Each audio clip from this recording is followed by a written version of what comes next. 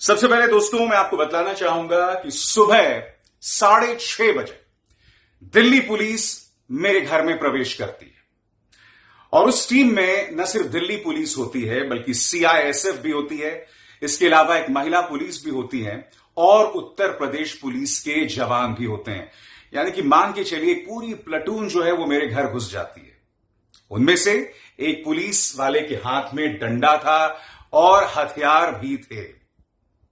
उसके बाद मैंने उनसे सवाल पूछा कि आप यहां क्यों आए हैं, तो उन्होंने कहा कि हम टेरर लिंक्स को लेकर, आतंकवादियों के साथ रिश्तों को लेकर छानबीन करने आए। तो मैंने बोला बिल्कुल। और उसके बाद शुरू हुआ सवालों का एक दौर। वो सवाल क्या थे दोस्तों? वो सवाल ये थे दोस्तों कि क्या आप सीएए एनआरसी को लेकर शाहीन बाग गए? क्या आपने दिल्ली में जो दंगे हुए थे उसको लेकर ग्राउंड रिपोर्टिंग की या उस पर आपने कवरेज की?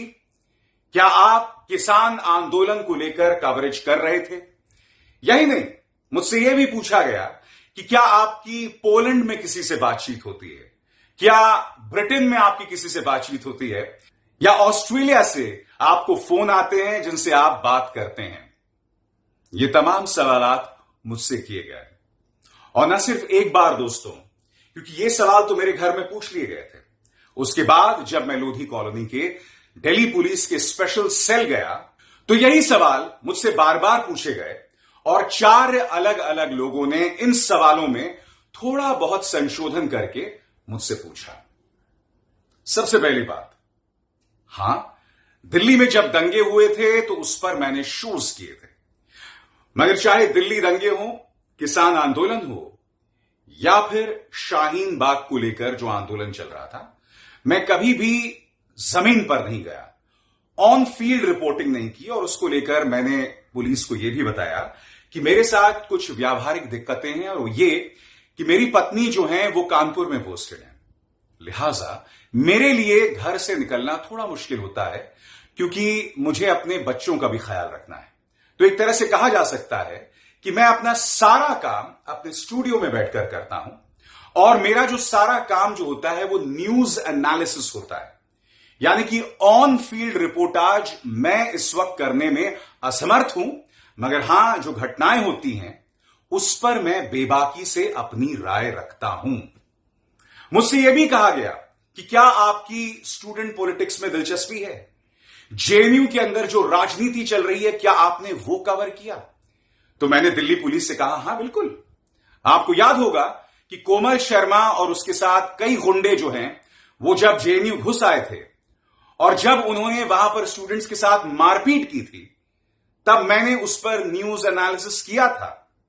मैंने दिल्ली पुलिस से कहा था, वो कोमल शर्मा जिसे आज तक आप गिरफ्तार नहीं कर पाए, उस पर मैंने शो किया था। मैंने उनसे कहा कि जब जामिया के अंदर दिल्ली पुलिस ने घुसकर सीसीटीवी कैमरे तोड़े थे, जिसके प्रमाण हैं हमारे सामने, तब मैंने वो कवरेज किया था। जब 500 से 700 किसान सिंघू और टीकरी बॉर्डर पर मर गए थे क्योंकि वो संघर्षरत थे, तब मैंने उस पर सवाल किए थे। शाहीन बाग आंदोलन, सीएए एनआरसी को लेकर जब शाहीन बाग की बुजुर्ग महिलाओं को बदनाम किया जा रहा था, उस आंदोलन को बदनाम किया जा रहा था, उसके बारे में अनर्गल भ्रांतियां फैलाई जा रही थी, तब मैंने उस पर शोज किए थे और मैं लगातार शोज करता रहूंगा। जैसे मैंने बताया कि मुझसे यह भी पूछा गया कि क्या आपकी पोलैंड में किसी से बातचीत होती है, तो जवाब था नहीं। क्या आपकी ब्रिटेन में किसी से बातचीत होती है, तो जवाब यह था कि ब्रिटेन में मेरे एक दोस्त हैं जिनका सिलेक्शन मेरे साथ 1999 में बीबीसी वर्ल्ड सर्विस लंदन के लिए हुआ था, उनसे मेरी बातचीत होती है। ऑस्ट्रेलिया में मेरे 2 दोस्त हैं जिनमें से एक मेरे साथ कॉलेज में पढ़ चुके हैं, उनसे मेरी बातचीत होती है। तो ये वो तमाम लोग हैं जिनसे मैं बातचीत करता रहता हूं जब जब मुझे वक्त मिलता है या जब जब वो लोग फोन कॉल करते हैं। तो कहने का अर्थ यहां पर यह है दोस्तों, ये तमाम सवाल किए गए, बार बार किए गए, लगातार किए गए, और मैं आपको ये बतलाना चाहूंगा कि दिल्ली पुलिस ने तमाम जो सवाल किए, सलीके से सवाल किए, बहुत ही डिटेल्ड सवाल किए, कोई गुंजाइश नहीं छोड़ी गई बहुत ही डिटेल्ड इन्वेस्टिगेशन था। और मैं ये स्पष्ट कर दूं कि उन्होंने सलीके से सवाल किए, बदतमीजी नहीं की, क्योंकि मैं आपको बतलाना चाहूंगा कि जब दिल्ली पुलिस ने प्रवेश किया था तो उस वक्त बहुत अटपटा लगा था दोस्तों। क्यों? क्योंकि मेरा जो बेटा था उसी वक्त स्कूल के लिए निकल रहा था और मैं उसके चेहरे पर शिकन और चिंता देख सकता था। जाहिर सी बात है, उसने कभी भी अपने घर में ऐसे होते नहीं देखा। मेरी पत्नी जो कानपुर में रहती हैं, इत्तेफाकन वो नोएडा में थी, क्योंकि उनको नोएडा में कुछ ऑफिशियल काम था। और जब दिल्ली पुलिस ये तमाम सवालात पूछ रही थी तो मेरी पत्नी वहां पर मौजूद थी।